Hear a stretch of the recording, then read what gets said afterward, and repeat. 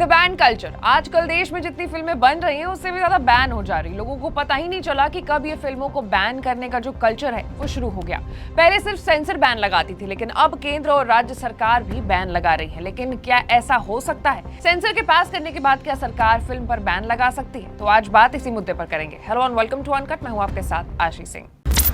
Gangs of Wasseypur में एक line है कि जब तक हिंदुस्तान में सिनेमा बनती रहेगी तब तक लोग बनते रहेंगे। शायद सही कहा गया है, क्योंकि फिल्में देखना एक एंटरटेनमेंट का तरीका है, लेकिन लोग अब इसी मुद्दे पर राजनीति कर रहे हैं। इंडिपेंडेंट इंडिया में साल 1959 में मृणाल सिंह की कल्ट क्लासिक नील अक्षर नीचे पहली फिल्म थी जिसे बैन किया गया था, क्योंकि ये फिल्म समाज की ऊंच नीच क्लास डिवीजन के बारे में बात कर रही थी।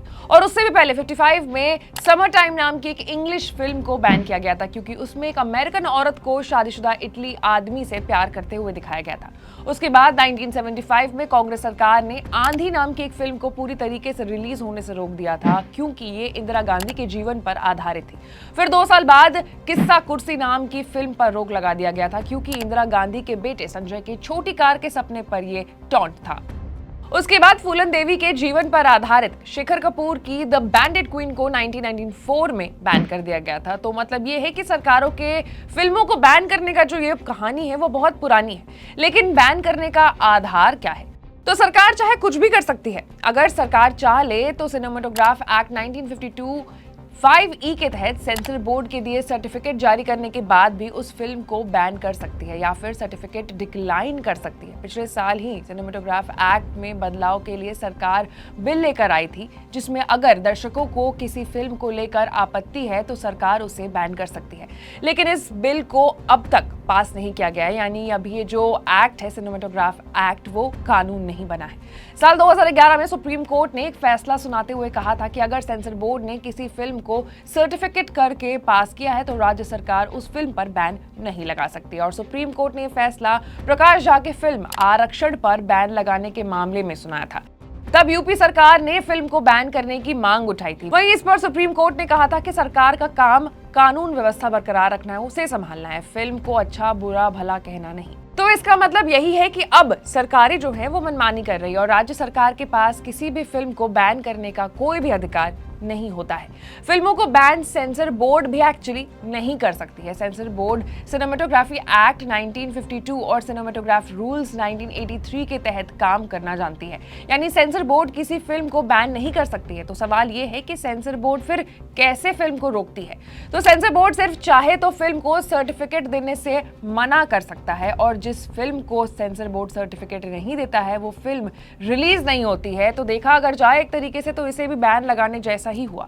साल 2022 में केंद्र सरकार ने राज्यसभा में कहा था कि सेंसर बोर्ड किसी फिल्म को बैन नहीं कर सकती, मगर सिनेमेटोग्राफ एक्ट 1952 के तहत गाइडलाइंस के उल्लंघन पर सर्टिफिकेट देने से मना जरूर कर सकती है। तो एक और सवाल यहाँ उठता है कि सर्टिफिकेट देने का चक्कर क्या है? कौन से सर्टिफिकेट सेंसर बोर्ड देती है? तो 4 तरह के सर्टिफिकेट जो किसी भी फिल्म को सेंसर बोर्ड देती है जिसके बाद फिल्म रिलीज होती है। तो ये सर्टिफिकेट्स क्या है?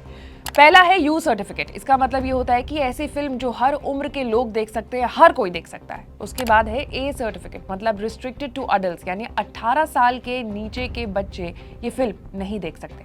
फिर है यूए सर्टिफिकेट। इसका मतलब ये है कि 12 साल से छोटे बच्चे देख सकते हैं, मगर अपने मम्मी डैडी के साथ। उसके बाद आता है अंत में एस सर्टिफिकेट, जो वो फिल्म होती है वो स्पेशल लोगों के लिए होती है, जैसे किसी डॉक्टर, इंजीनियर या फिर साइंटिस्ट के जो ग्रुप्स हैं उन फिल्मों को एस सर्टिफिकेट दिया जाता है। यानी कुल मिलाकर के बात यह है कि फिल्म पर बैन लगाने जैसी चीज कुछ भी नहीं है।